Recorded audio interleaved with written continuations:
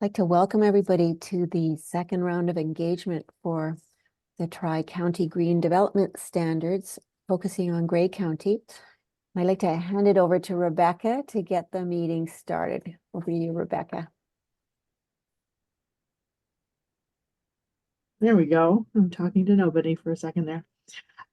So thank you everybody for coming. We're really excited to have you here today. This is the second of our public visioning sessions in Grey County for the Green Development Standards.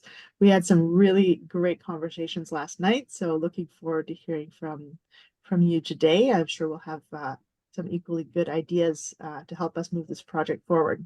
So we're joined by our consultants today who are here to introduce you to the project and answer any questions you have, and as well as get some input from you about your visions for this project.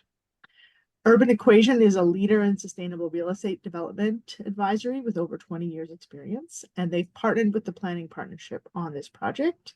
The Planning Partnership is a multidisciplinary team dedicated to co-creating award-winning and complete livable communities. Together, they've worked on several other projects, including the Whitby Green Standard, and they're currently working on the Waterloo Region Green Development Standard as well. So representing Urban Equation today, we have Finn McDonald, who is a senior consultant. He brings many years of experience and work on ESG and carbon management, including his time at the Green Building Council. And doing our engagement session today is Donna Hind. She's a landscape architect who's proven ability to manage multidisciplinary teams. She's worked on waterfront master plans, downtown plans, community plans, campus master plans. She's also known for her skills in designing and facilitating complex community engagement strategies and has facilitated hundreds of public engagement sessions just like this one. So we are in the hands of professionals and looking forward to really diving into this topic and getting those forward. So with that, I'm going to turn it back over to Donna, who'll just sort of talk through a little bit about how the session's going to go, and then Finn will deliver a presentation. Awesome. Thank you. So the structure of the next hour and a half, we're going to start with a 30-minute presentation. Finn will walk you through a really solid background on the green development standards, the process, etc.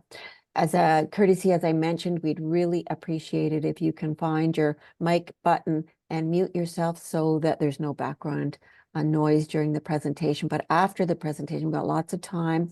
We've got specific questions we want to put out to the group.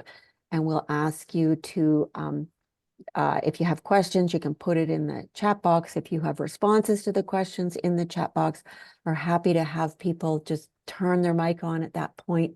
There's 15 people on the call, so really a perfect size group to have everybody talking to each other as if we were in the same room. So when I see comments that are posed in the chat box or questions posed, I'll go through them in the order that I see them. And if I see your hands raised, I'll go through the order of my participants. There's an icon, reactions button. If you don't have a raise hand, just use any icon to give me a signal that you have a question.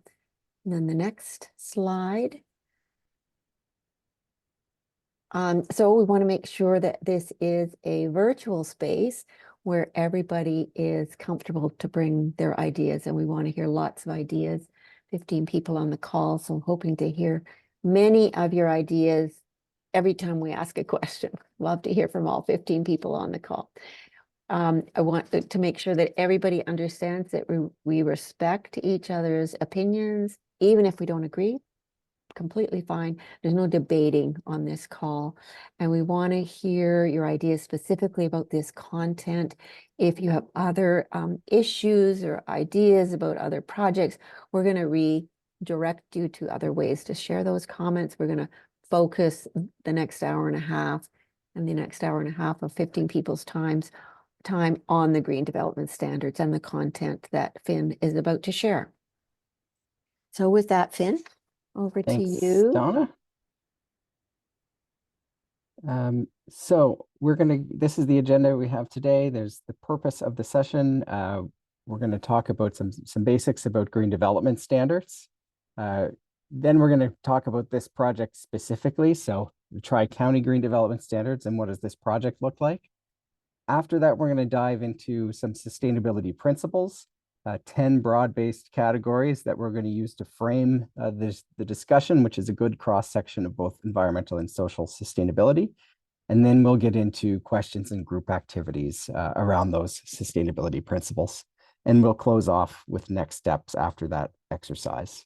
So the purpose of the session tonight, we're going to be discussing sustainability priorities within the community, and these are going to help us develop the green development standards. So the reason we're having this session is that in 2022, Grey County declared a climate emergency.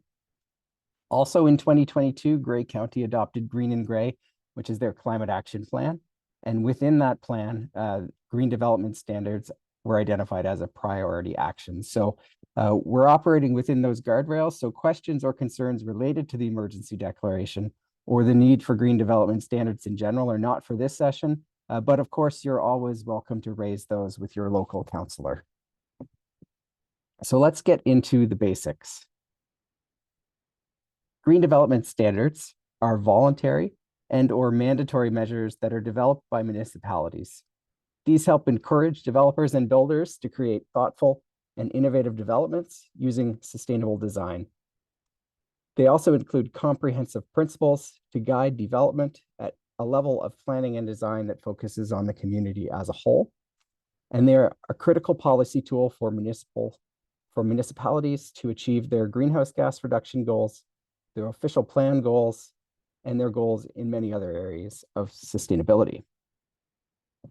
Green development standards are important because municipalities are witnessing rising climate impacts. This could be increased temperatures, increased severe weather events, threats to agriculture, and impacts to human health. Municipalities play a key role in tackling climate change within their jurisdictions, and they have the opportunity to put cost-effective policies in place that will benefit residents and businesses into the future.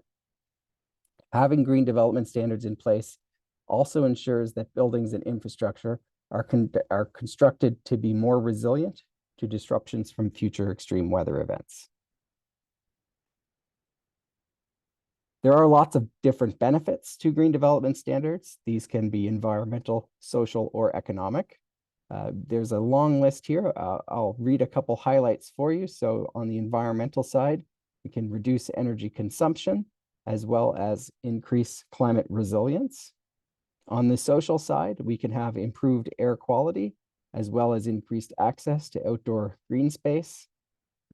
And on the economic benefits side, we can see improved energy affordability and job creation. So how are green development standards implemented through policy? There are a couple policy levers that are used. So the first one is the Planning Act, which is an act of provincial legislation that gives municipalities the authority to mandate sustainable urban design through site plan approvals. And Section 41 of the Planning Act specifically provides powers for site plan control that include exterior sustainable design features for buildings. There have also been recent changes to the Planning Act and the Municipal Act that suggest that municipalities do have authority beyond Ontario Building Code when it comes to shaping their communities. I'll give you some examples of that shortly. The other policy tool, and this one is specifically municipal, is the official plan and the supporting sustainability policies for that. So the official plan describes the council's policies and how land in the community is to be used. It's a tool for providing high-level strategic direction on land use issues, promoting compact and walkable communities, energy, and water conservation. Municipalities will also make links between green development standards and other sustainability policies, such as climate emergency declarations, energy transition strategies, and sustainability visions, for example. And Green and Grey, as we mentioned earlier, is an example of one of those.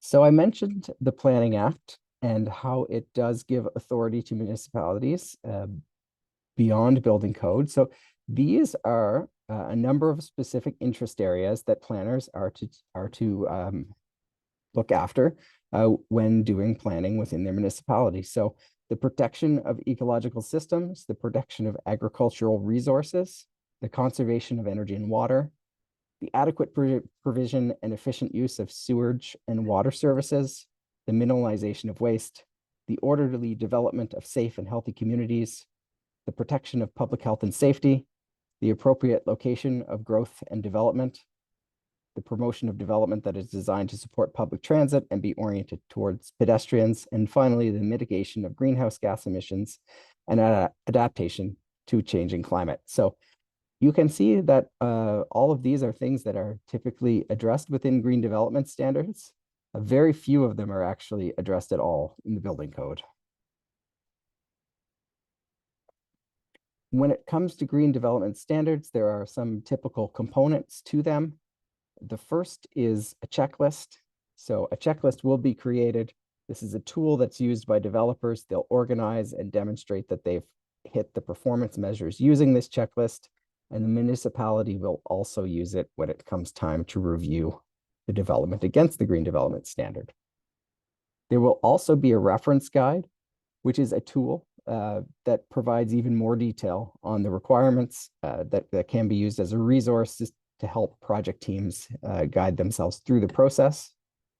There will also be staff training. Obviously, implementation will be very important, and making sure that the municipal staff have the tools and support they need to properly implement the green development standard will ensure that developments are approved on time and as efficiently as possible.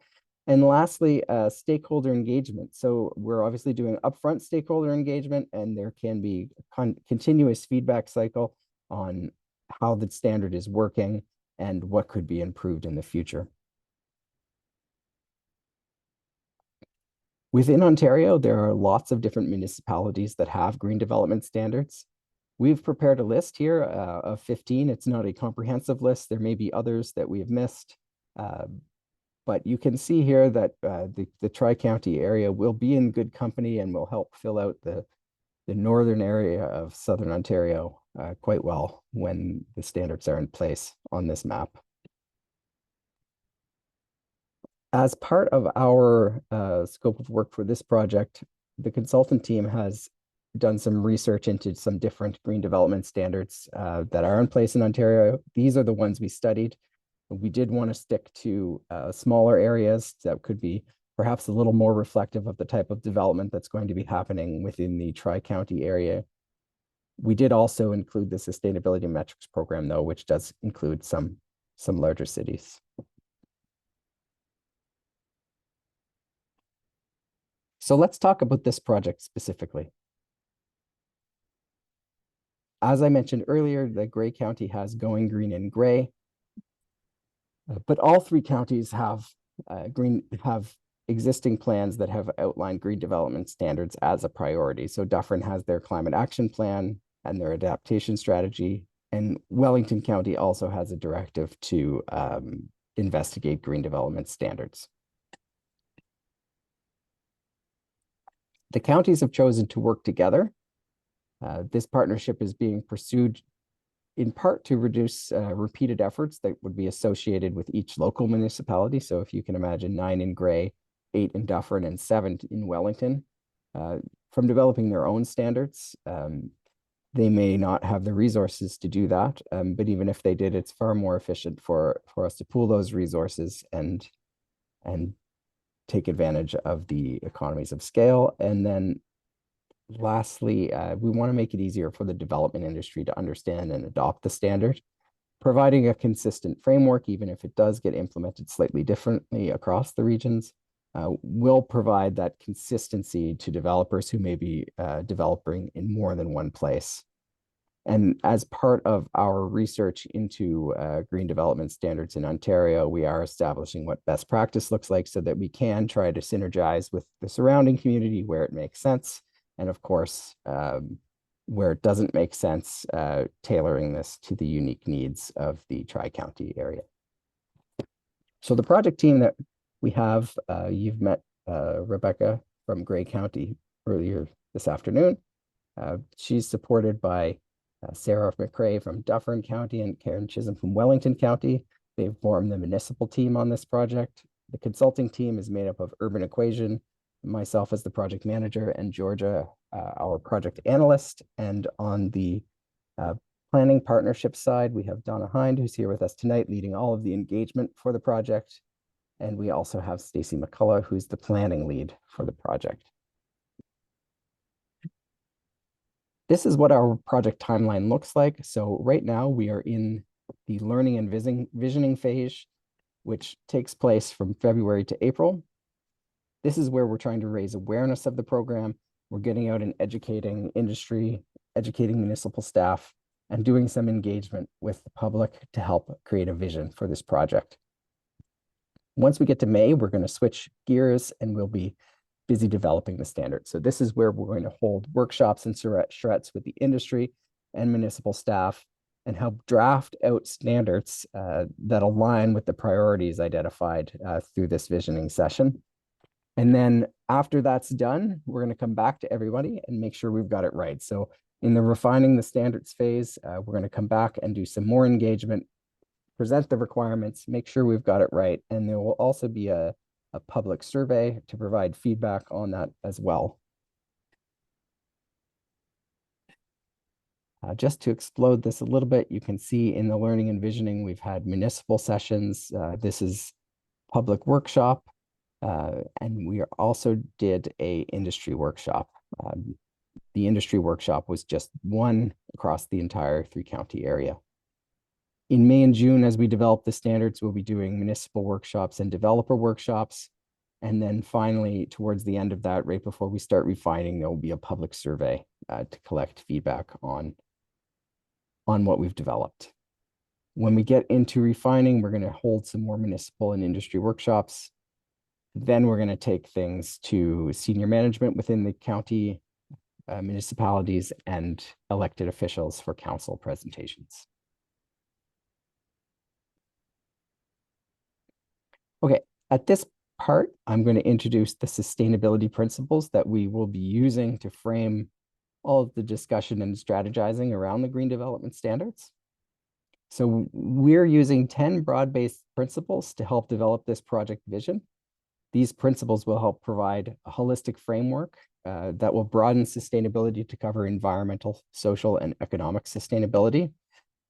And these principles are aligned well with the UN Sustainable Development Goals, but they lend themselves very well to buildings and community development.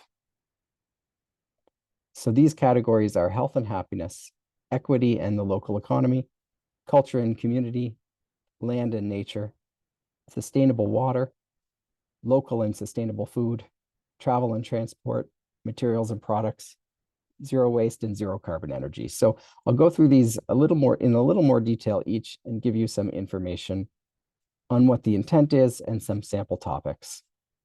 So for health and happiness, the intent here is to encourage social, meaningful lives that are also active and promote good health and well-being.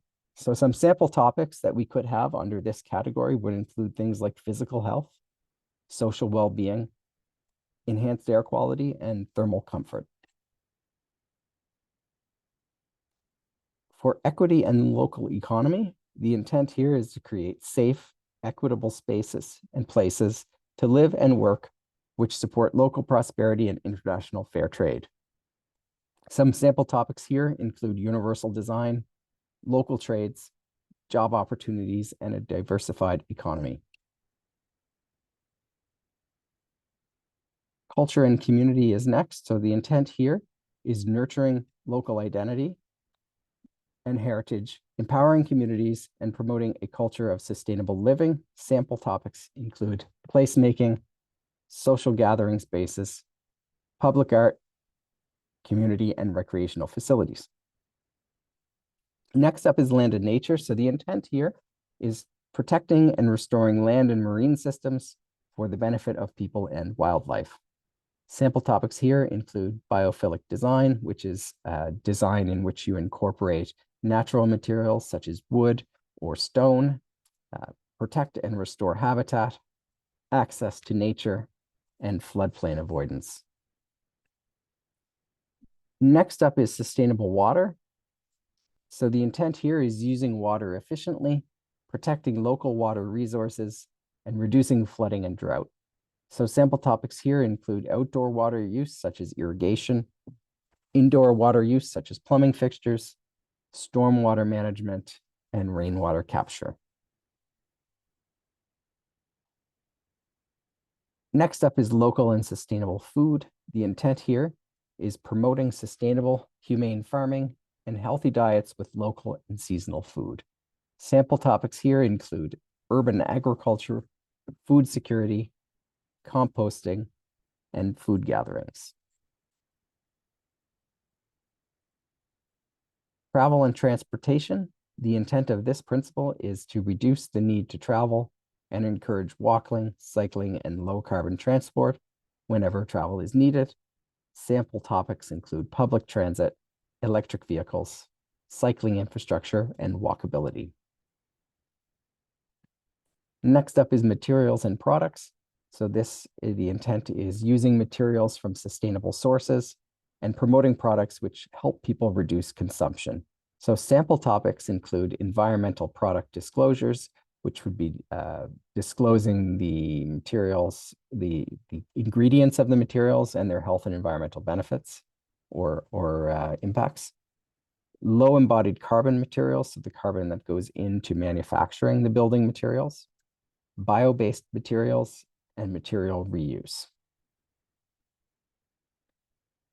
The next one is zero waste. So the intent here is reducing consumption as well as reusing and recycling to minimize waste. Sample topics include circular economy, construction waste, recycling, and community sharing. And the last of the 10 principles is zero carbon energy. So the intent here is making buildings energy efficient and supplying energy with clean electricity or renewable energy.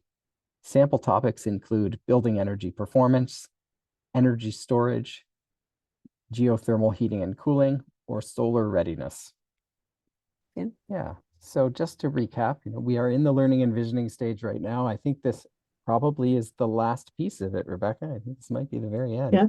I think so. Of the learning and visioning, where we've been going around and doing webinars for municipal staff and info sessions for the industry and engagement sessions with the public. We're going to get to work. We're going to get to work shortly on starting to develop the standards. That'll include taking all of this feedback we've got, arranging it into a set of priorities, and then working with industry and working with municipal staff on setting thresholds for all of that and figuring out how to implement it. Once we get that done, we're going to come back to everybody. There'll be a public survey and we'll also be doing some workshops with industry and municipal staff to make sure we captured everything correctly before we go about launching the Green Development Standard after we're done.